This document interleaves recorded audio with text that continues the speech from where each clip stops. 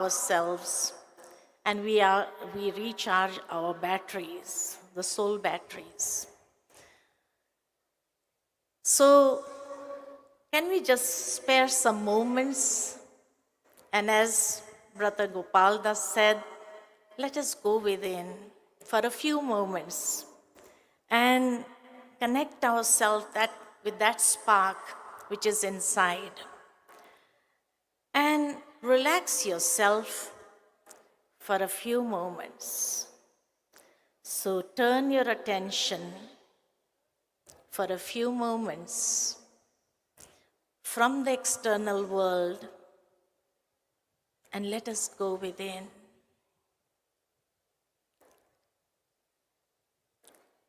With your inner eye, visualize yourself as a being of light.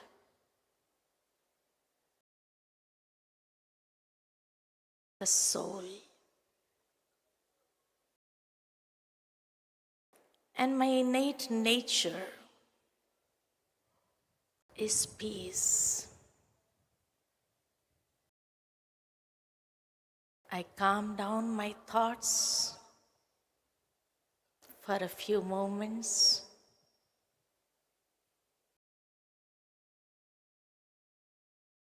And experience the silence within.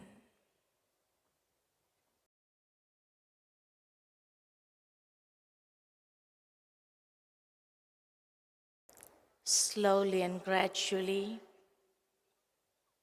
I turn my attention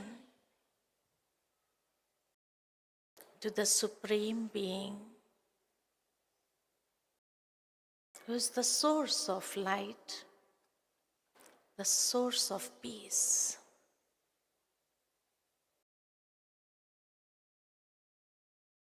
And as I connect my mind with the Supreme, I allow the power of peace to empower the self.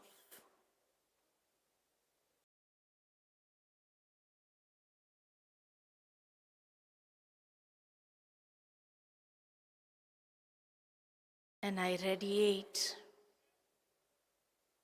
that peace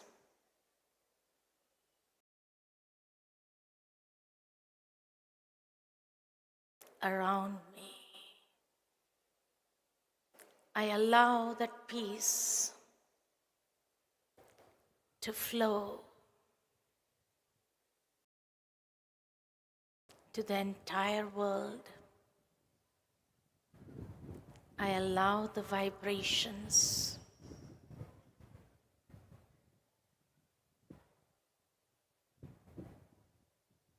to spread in the world so that everyone can be at peace.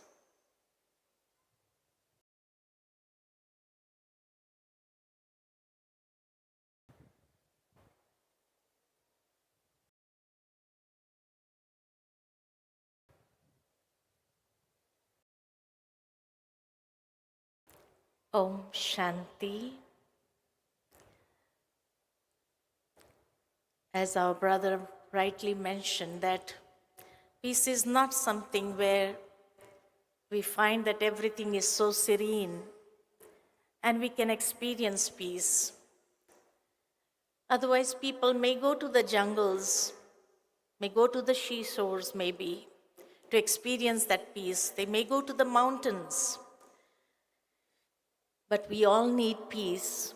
While being at our place, living in the life full of challenges, and still my mind is at peace, calm, positive. That is what we all need. It reminds me of a beautiful story that once there was a person who put a challenge in front of many, that whoever can stay in peace can stay alone in a house for 1 year, I'll reward that person 10,000 rupees. Nobody took the courage. There was one young man who said, okay, I can try and take up this challenge. So he accepted. And he said that this is a place where you have to stay for 1 year. You cannot meet anyone. You cannot have any television. You cannot have any mobiles. You cannot have any internet connection with you. Nothing. You have to stay alone. You'll get some books to read if you want to. For 1 year, you have to be there. So initially, when he had nothing to connect himself with, not to the world, not to anyone outside, there was frustration that was getting inside him. He started banging his head. He started pulling his hair.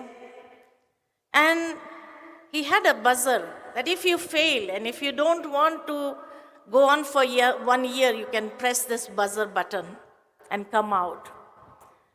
But you'll lose everything.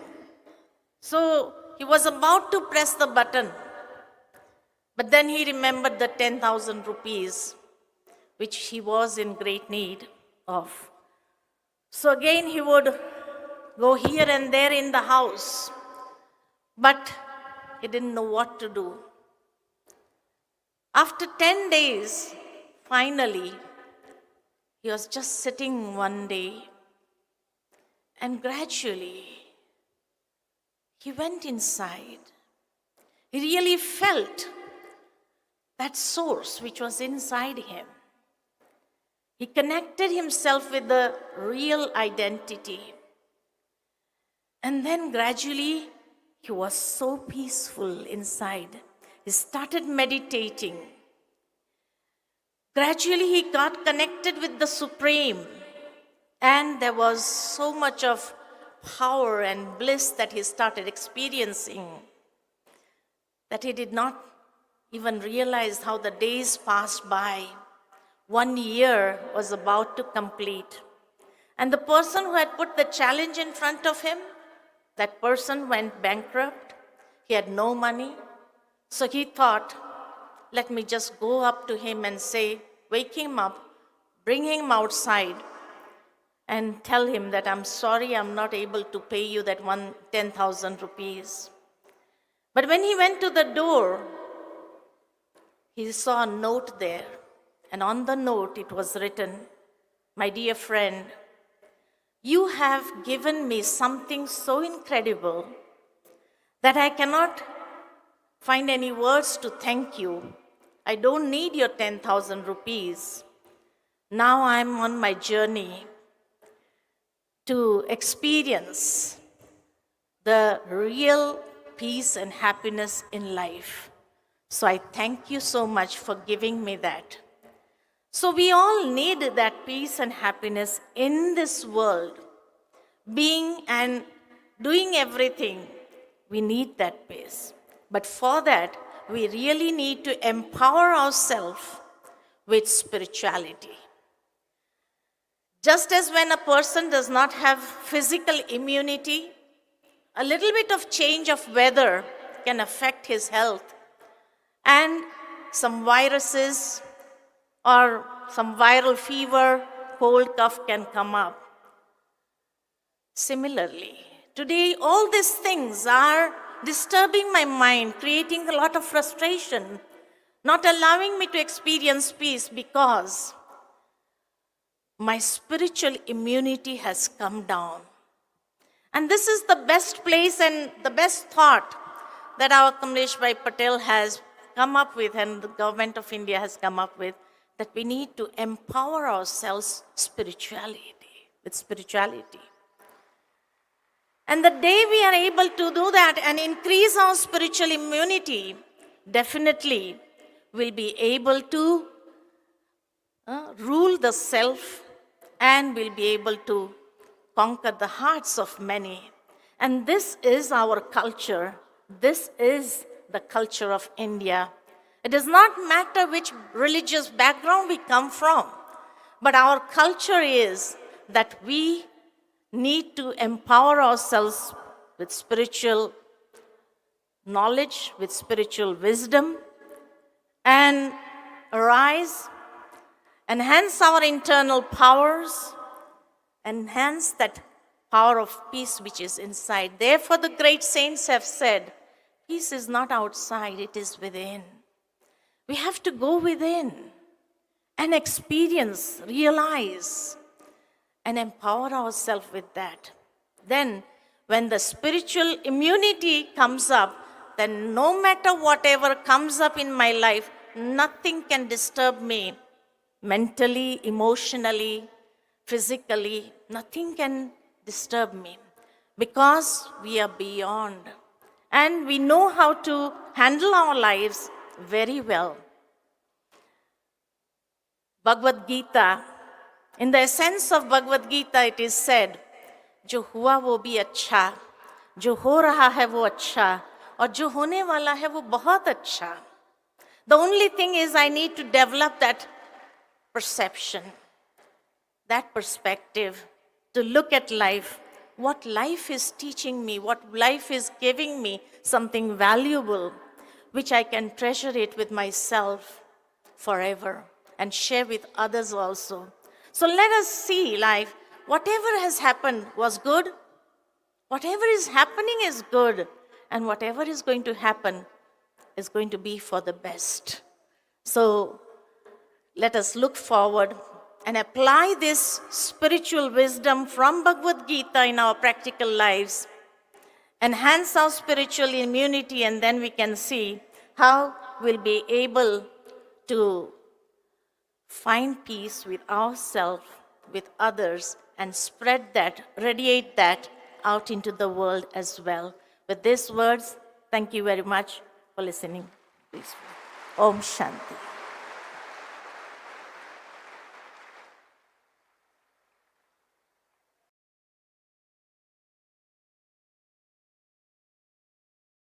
Thank you, Sister Usha Banji. Pranams and Dhanyavad. Ladies and gentlemen, it gives us great pleasure now to welcome. There are only few Jeers who accept disciples irrespective of their castes. He's a yogi, a guru, a spiritual guru known for his Sri Vaishnavism.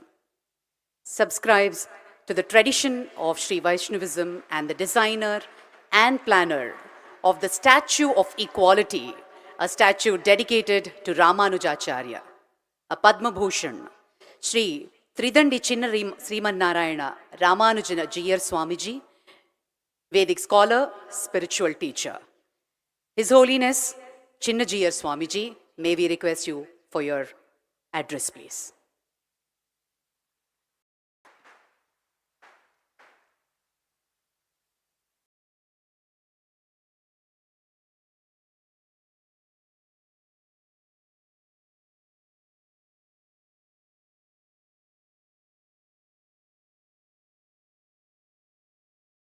आपदामपहर्तारं दातारं सर्वसम्पदां लोकाभिरामं श्रीरामं भूयो भूयो नमाम्यहम्.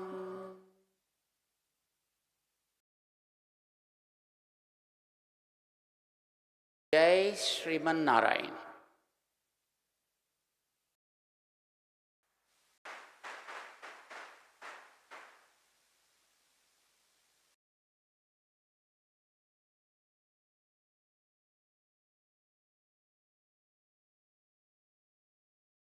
Dhanyavad, Jiyar Swamiji, and pranams.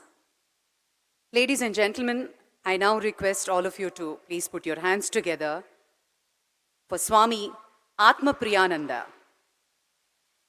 He was the first Vice Chancellor of Ramakrishna Mission, Vivekananda University, and he has joined Ramakrishna Mission in 1978. The Indian University Administrator and a Sannyasin of the Ramakrishna Order. Swami Atma Priyananda, may we request you for your address, please.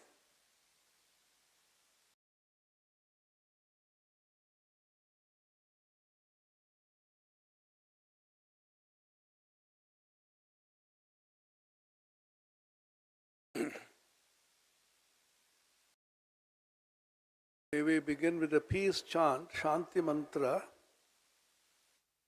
This mantra which I am going to chant is from the Rig Veda. How many thousand years old we do not know. Our ancient sages and seers always prayed for peace, and every Upanishad, which is Vedanta, the end of the Vedas, is prefixed and suffixed by a Shanti mantra. Om Yau Shanti Antarikshagam Shanti Prithvi Shanti Apashanti Oshadhaya Shanti Vanaspataya Shanti Vishve Deva Shanti Brahma Shanti Sarvam Shanti Shantireva Shanti Sama Shantiredhi Om Shanti Shanti Shanti Harihi Om Tat Sat. May peace reign in the skies. May there be peace in the interstellar space. May peace reign on the earth. May peace be there in the water bodies, the rivers and the oceans. May all the vegetation be peaceful. May the environment be peaceful. And all the forces of nature, may they be peaceful. And the Supreme Being from whom peace emanates, let us fill us with peace, and peace may prevail everywhere and in me, in everybody. Om peace, peace, peace. Om that existence. I happen to be the last speaker, but not the last word on what is being said. In the Hindu religion, there is no last word because continuously it is being renewed, rejuvenated, Sambhavami Yuge Yuge, as the Lord Krishna pronounces in the Gita. Swami Vivekananda, in his famous lecture on the universal religion, ends by saying, is God's book ever finished? Or is a continuous revelation going on? It's a marvelous book. One page of it is the Vedas, another page is the Bible, one more page is the Quran, Zandavasta, and so on, and continuously more and more pages are being written. My salutations to the prophets of the past, my salutation to the prophets of the present, my salutation to the prophets who will be coming in future. I open my heart to everybody. And in another context is said, all of you should become prophets yourselves. You follow a prophet so that you can become a prophet yourself. You have the prophethood within you. Buddha was only a state which Siddhartha attained. So every one of you have that prophethood, the infinite divinity within, and that has to be manifested. His famous definition of religion. Each soul is potentially divine. The goal is to manifest this divinity within by controlling nature, external and internal. Do this either by work or philosophy, psychic control, by one or more or all of these, and be free. This is the whole of religion. Doctrines or dogmas or temples or rituals or books are only secondary details. Taking a clue from what respected Daji said this morning about tolerance and acceptance. Swami Vivekananda, in his famous lecture, 11th of September 1893, the Parliament of Religions of Chicago, he said, I am proud to belong to a religion in which the Sanskrit language in Vedas is written, the word exclusion is not translatable. There is no exclusion, include everybody. And he said, we do not believe in toleration only, we believe in acceptance. We accept all the paths leading to the divine goal as equally true. Then why is it that we disagree? The last day of the Parliament of Religions, 17th of September 1893, Swamiji Vivekananda told a small story, very small, interesting story, very famous story all of us know. There was one frog which was living in a small well. His entire world was confined to the well. He used to swim, move about in that small well. And one day he saw a bigger frog suddenly jumping into the well. And this frog, the small frog, was very happy. He got a companion. And curious, where does this fellow come from? Where are you from, my friend? The sea. Of course, it's a story. Whether frogs live in the sea, we don't know. The sea? What is that? Is it as big as this? He jumped from one corner to the other corner. Then the frog from the sea, he said, what do you mean? The sea is only this much, you think? He jumped from that corner back to the old corner and said, is it that big? You cannot imagine how huge is the sea. Then the little frog said, this man is a liar. There cannot be anything which is bigger than my own little well. Swami Vivekananda said, I am a Hindu. I live in a small well called Hinduism. You are a Christian. You live in a small well of Christianity. The third person in Islam lives in a small well. Each one of us are living in small wells, each of them being true at the same time, but none of them can exhaust the infinitude of the divinity. This is one fundamental idea which is the basis of religious acceptance. This is very scientific also. What is the definition of God, divinity, by whatever name you call it? That it is inexhaustible, that it is infinite.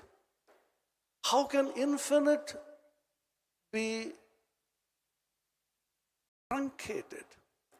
How can infinite become small? Infinite by definition can't be finite, and a human conception will always be limited by your mind and the body and the senses. That's why the Upanishads repeatedly say,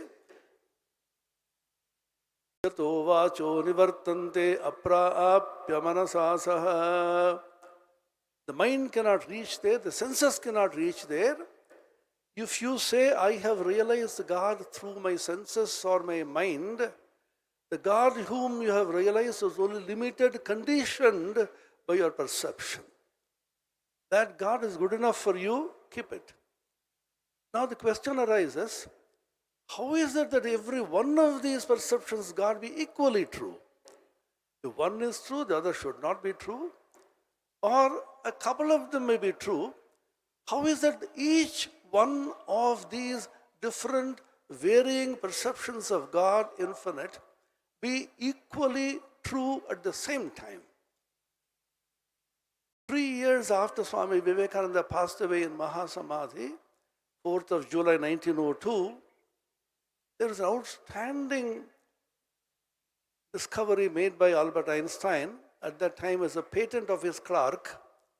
He published a seminal paper which completely revolutionized our idea of space-time.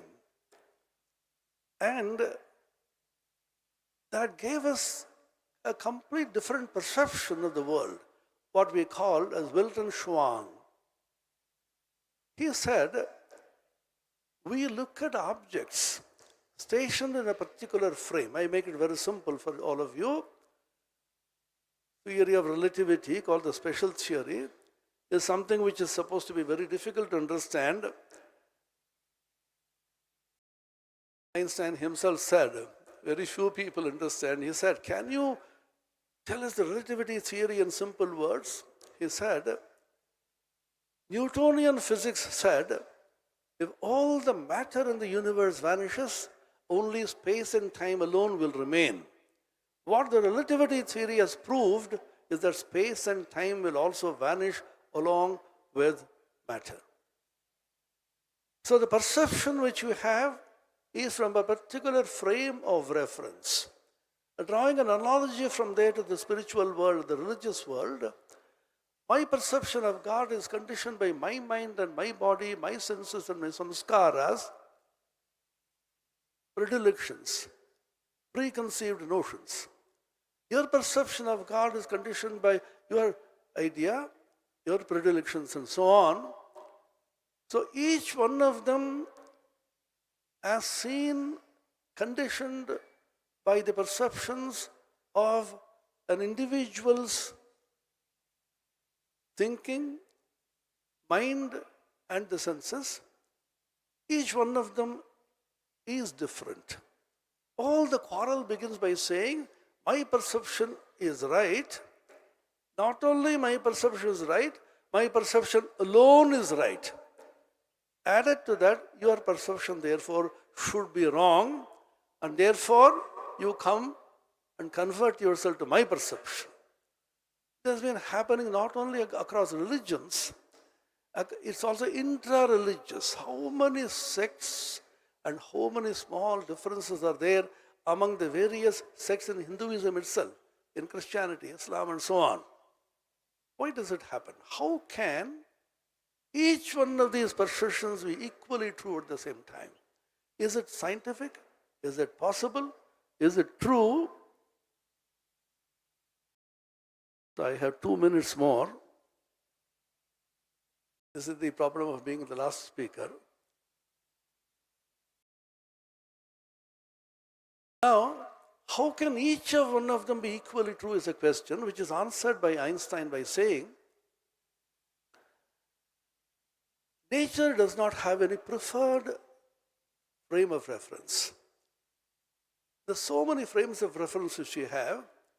As Eddington, in his famous book, The Nature of the Physical World, says, you have a label here, the rightness. You are wondering to which frame you will attach this. And you're puzzled, look at the label, it's a blank label. Rightness in regard to frames of reference is a blank label. Nobody can assert this is only the right way of looking at God or the divinity. Each one of them is right because it depends on the frame from which you see this. There is a phenomenon called Fitzgerald's contraction in relativity, which says a moving rod contracts along the line of its motion. A 10-foot rod can appear to be 4 foot or 3 foot or even 12 according to the frames of reference. Suppose you ask, which is the actual length of the rod? The answer is each one of them is true, and the actuality which you are asking for cannot be found except beyond the frames of reference which condition you. This is an important thing to realize. Very simple. And when we talk of individual peace and world peace, which is the theme here, Swami Vivekananda once again referred to his realization in Almora in Mayavati, where he realized the oneness of the microcosm and the macrocosm. This is also a scientific idea. Every scientific idea has this idea, the macrocosm which is small and the microcosm which is vast. We call it Vyashti and Samashti in Vedanta. Entire world is there within you, and you are the world and the world is you. And the peace which you find within permeates and percolates everywhere, and the peace is not possible without happiness. There's one more point which I want to highlight and stop. Everybody wants joy. Where do we find joy? The Upanishad says, Yad bhuma vaitat sukham na alpe sukham asti. Only in the infinite is joy. In the small, finite, there cannot be any joy. And without peace, you cannot have joy. Ashantasya kutas sukham. The Bhagavad Gita says, when you have no shanti, peace, you cannot have any sukha or joy. These two are interrelated. Therefore, to realize oneself as the vast infinite, and which we really are, Vedanta tells you, you realize your infinite real nature. That's what you are. Without realizing this, and if you think you are a small, limited entity conditioned by this body and the mind and the senses, you will always be in sorrow. There is a talk about troubles all the time in the world, etc. The trouble is how you perceive it. If you feel yourself as the infinite, then there's no trouble for you. Swami Vivekananda's story once again, a mosquito was sitting in the horn of a bull and went on biting the bull the whole day, and it felt very repentant. He said, Mr. Bull, I will go away. I've been troubling you for too long. The bull looked up and said, oh, you are here. I never noticed you. Come on, come and settle down on my horn with your entire family. All your life, what can you do to me? That is the challenge of Hindu religion, Vedanta. Which I am the infinite. What kinds of troubles can come to me? I am the huge ocean. Rivers may come and join me. The Bhagavad Gita, once again, 2nd chapter. Apuryamana machala pratishtham samudram apa pravishanti yadvad tadvad kamayam pravishanti sarvesa shanti mapnoti na kama kami. The rivers come and join the ocean, and the rivers tell the ocean, too many rivers are coming there. No, come on. Any amount of rivers you come, I am the vast, infinite ocean. I will end with one more story, taking a clue from what respected Daji said about a drop of water falling in the ocean. It's a real incident which happened in Vivekananda's life. Vivekananda was in Paris, in France, and there's a great celebrity in those days, an opera singer, well-known, Emma Calvé was her name. As most of celebrities perhaps are, she was extremely upset, lonely, depressed, almost to the point of thinking of putting an end to her life. Somebody told her, there's a great Indian yogi here, you may perhaps get some consolation from him. She went to meet Swami Vivekananda. He was quietly doing some study in his room. He did not even look up. The moment this lady entered, Vivekananda said, even before looking up, my child, what a terrible atmosphere you have brought with you. Calm down, calm down. She came and sat before him. Swamiji looked at her and started speaking about some of the innermost secrets which she never shared with anybody else. She became flabbergasted, confused, frightened, started crying, Swami, how did you know all this? Has somebody spoken to you about me? Swami just smiled and said, is it necessary? I can read you like an open book. Then he gave her this Vedantic, Advaitic impulse. You are the infinite. Don't brood over your sorrow secretly. Realize that you are the infinite. All the troubles that come and go pertain to your mind and body. They are like mosquitoes which are sitting in the horn of a bull. Cheer up. Realize your real nature and think of it.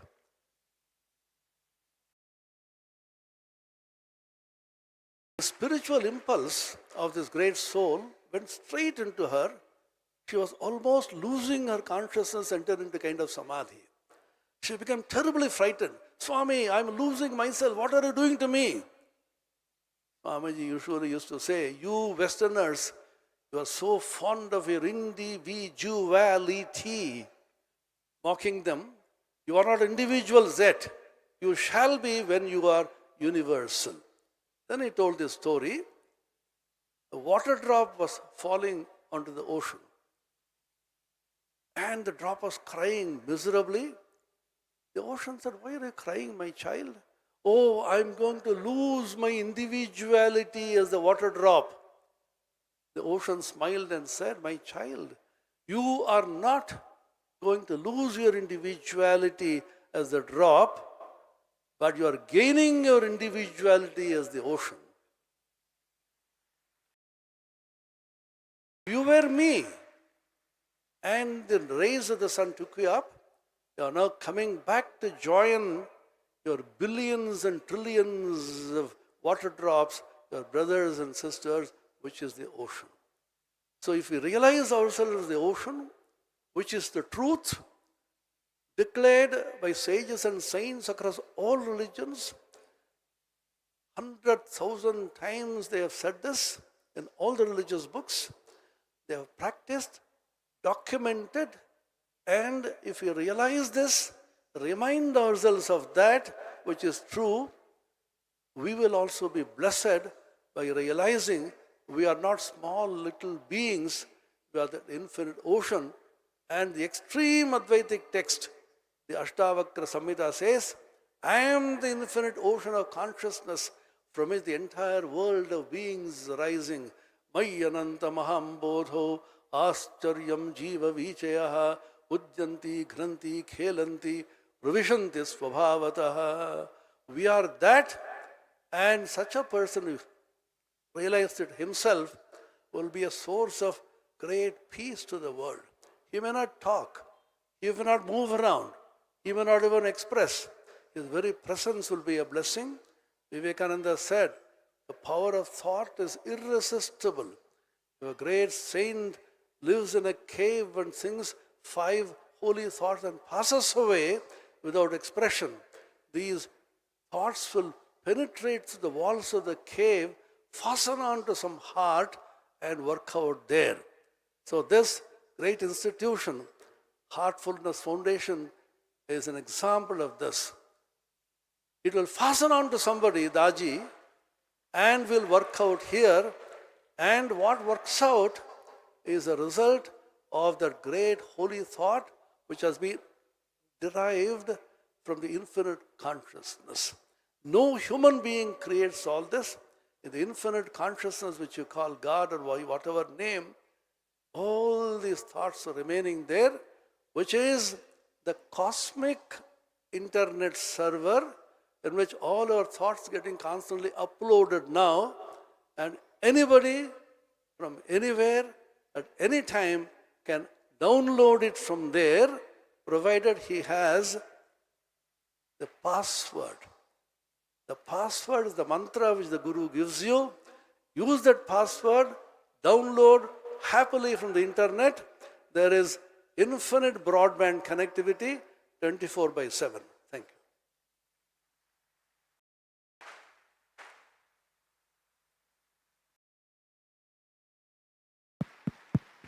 Check. Hello. Thank you, Swami. Thank you very much. We have 2 more minutes left in this session. Let's take 2 questions from the audience, please, to the panelists.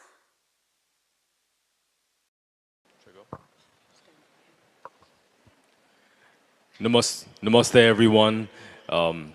First of all, before I ask my question, I just wanted to say from the bottom of my heart, thank you to everyone for being here. Thank you to the spiritual leaders for sharing your wisdom on the stage. Thank you, Daji. Thank you, Heartfulness. I actually had a question for Gorgo Kapal Das ji. My name is Aryan Arora. I'm an actor and singer from New York, and I wanted to ask a question in regards to social media and inner peace. Now, in this day and age of social media, there's always negative and positive sides of it, right? And we're all trying to find that inner peace within ourselves, but social media has become a medium to spread spirituality throughout the world, to spread this wisdom to everybody, especially the youth. But at the same time, social media tends to give a ride to your ego at times. And even in the process of creating content and hopefully creating content with a positive mindset, with a purpose, sometimes you get into that mindset of likes, what other people are going to think. And during that process, sometimes you feel like, oh, maybe if I do this, that will be better and more perceived and accepted by other people.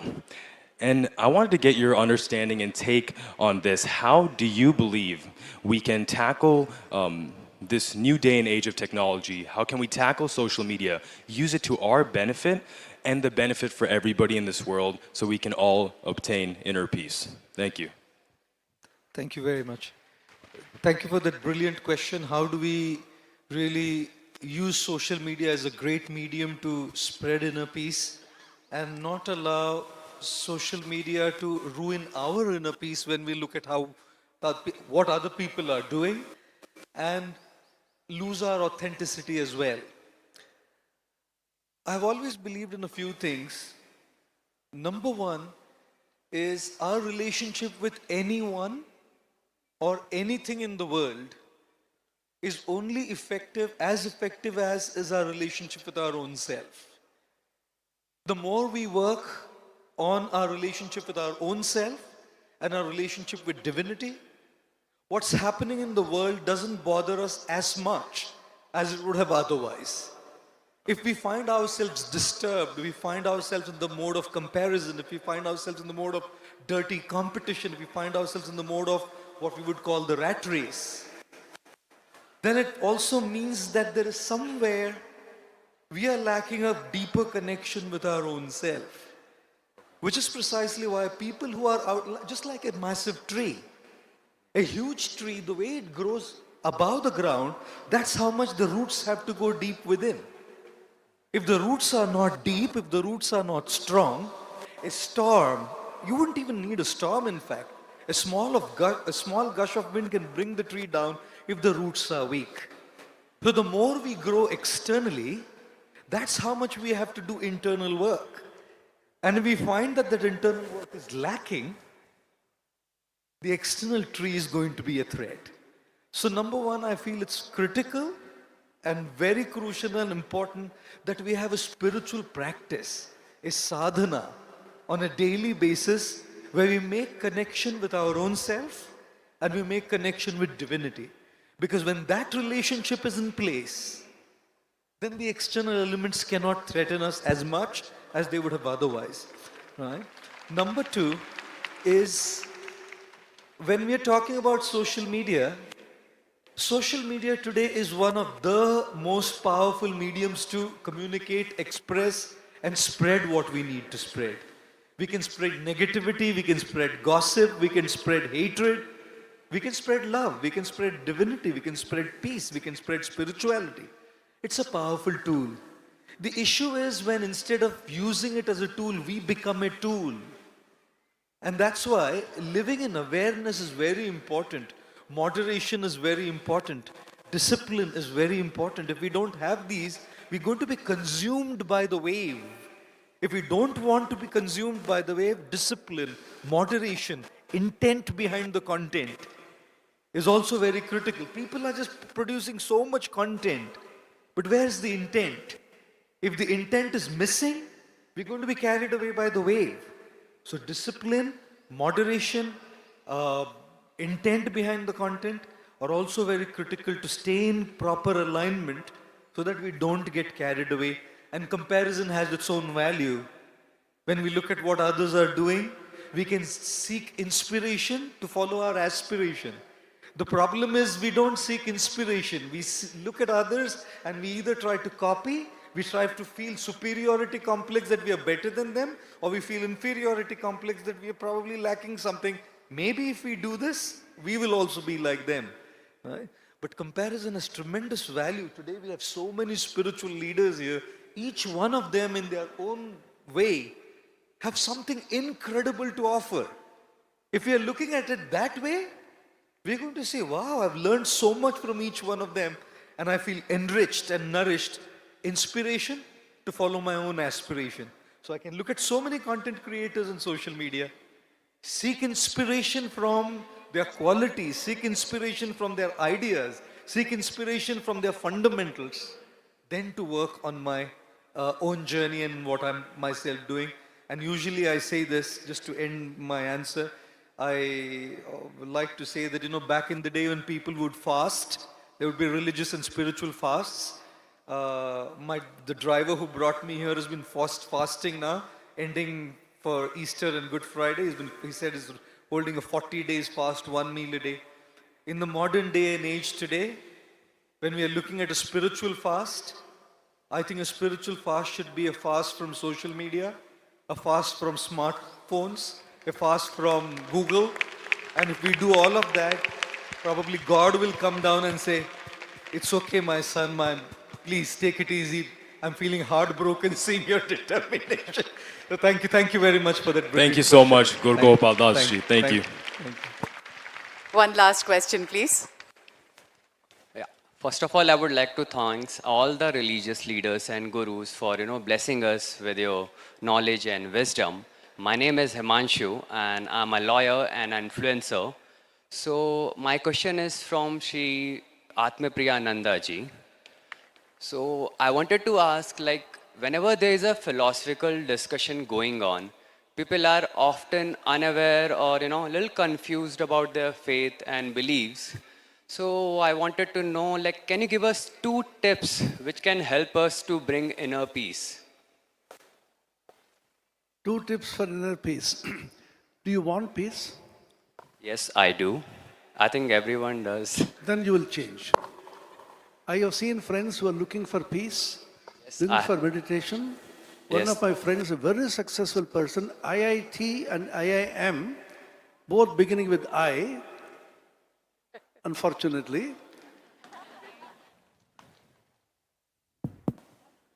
He said,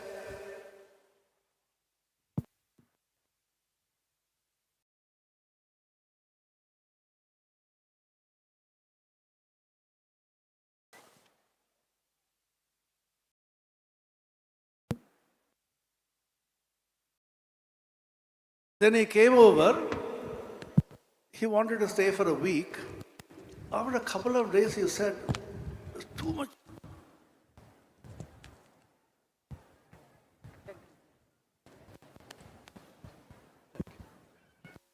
He said, "There's too much of silence here. I want to go out for some time and come back." "Where do you want to?" "I don't know." He came back after a couple of hours. I asked him. He said, "I went to the Howrah station. So much of noise, trains are coming and going, people are moving around. I stood there, said, great peace I found, because this is too much for me." So what kind of peace you need, you should first decide. Just like the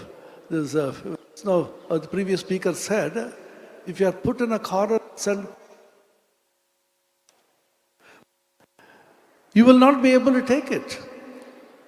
We want peace, but we actually crave for company, crave for recognition.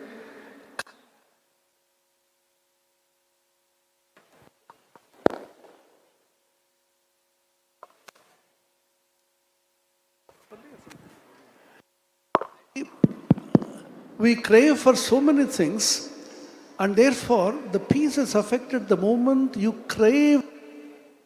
This is the state Gita. Naseshataha, and the desire that you have, it what takes you away from peace. So the first tip to peace is, do you really want it? Are you tired of this entire world of hurry-burry and hurly-burly and competition, envy and jealousy and people trying to go up the ladder of so-called success? Are you tired of all this? If you are not tired, please go ahead, you will find peace later on. You should be tired of all this. This is the first step Vedanta also says. Second is, if you deeply want peace, find out what is the way for you. Your way may not be anybody else's. You are going to a restaurant, huge amount of food is there, several varieties of food are kept there.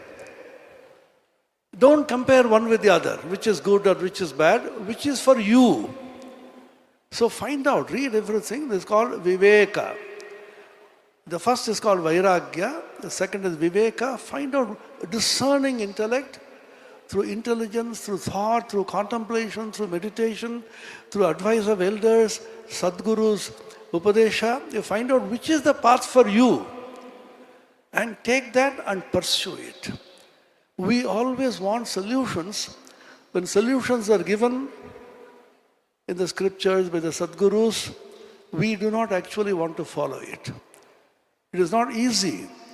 Everybody thinks he is after peace, but we fundamentally want noise. Our mind is constantly clattering. Outside may be very peaceful.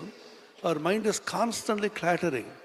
Bhagavan Ramana Maharshi, the great sage of Arunachala in the southern part of India, is Shumma, first be quiet. We can't be quiet. Even can you sit straight quietly for half hour?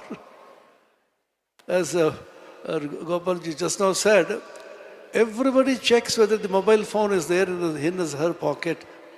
Immediately you feel terribly perturbed because your whole prana is there. So Christ said in the Bible, where your treasure is, there your heart will be also. Where is your treasure? What exactly you want in life, you first find out. If you want peace, you will definitely find peace. That is called Vyakulata according to Sri Ramakrishna, Mumukshutva according to the Vedanta. If you really want it, then you will be tired of this whole thing and pursue it deeply within. Thank you, Swami. Thank you very much. That is the end of the first plenary session, Inner Peace to World Peace. On this note, I request Daji to present mementos to our esteemed spiritual gurus. Firstly, to our Additional Secretary, Ministry of Culture, to Ranjana Chopraji. A huge round of applause. Ladies and gentlemen, boys and girls, friends.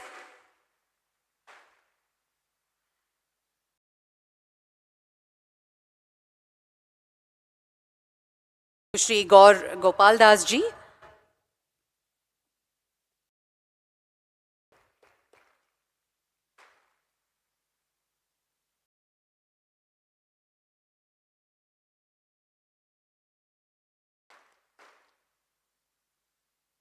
To Sister Usha Banji.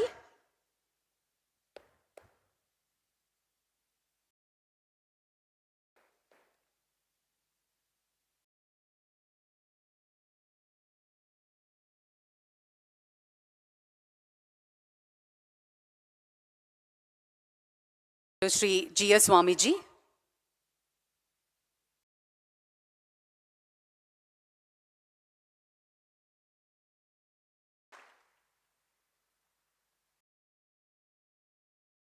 And to Swami Atma Priyananda ji.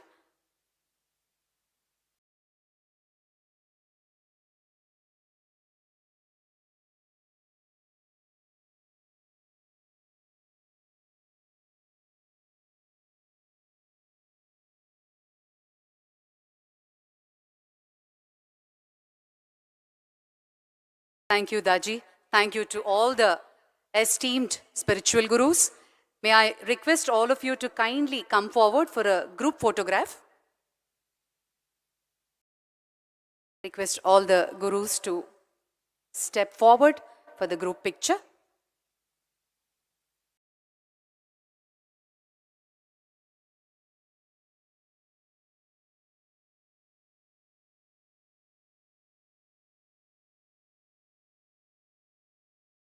Ladies and gentlemen, Global Spirituality Mahotsav, the main plenary session, Inner Peace to World Peace.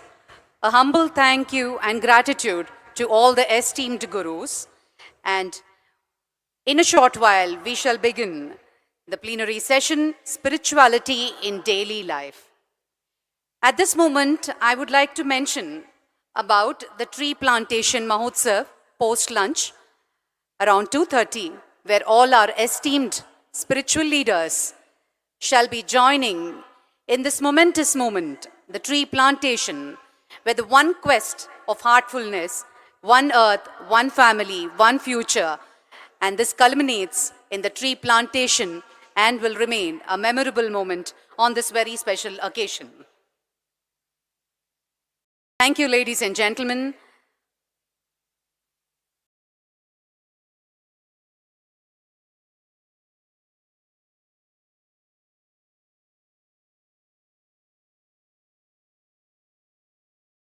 I also take this time to warmly invite you all, an osmosis of learning and interaction, to the wisdom sessions on the ground floor of all satellites around the meditation hall.